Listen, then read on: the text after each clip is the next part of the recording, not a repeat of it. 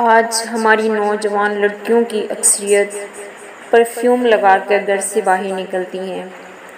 अल्लाह के नबी सल्लल्लाहु अलैहि वसल्लम ने इसके बारे में क्या कहा? अल्लाह के नबी सल्लल्लाहु अलैहि वसल्लम ने फरमाया, वो जानी है, वो जानी है, वो जानी है। कभी गौर तो करो, किसकी ज़ुबान से निकल रहा है? अल्लाह के नबी की ज़ुबान से। और अल्लाह के नबी किसी पर तुहमत नहीं लगाते। अल्लाह के नबी ने एक बार नहीं कहा, तीन बार कहा।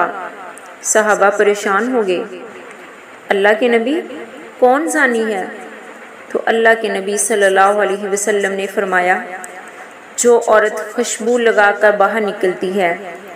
ऐसी औरतें जन्नत तो दूर की बात, जन्नत की खुशबू भी इन्हें नसीब ना होगी।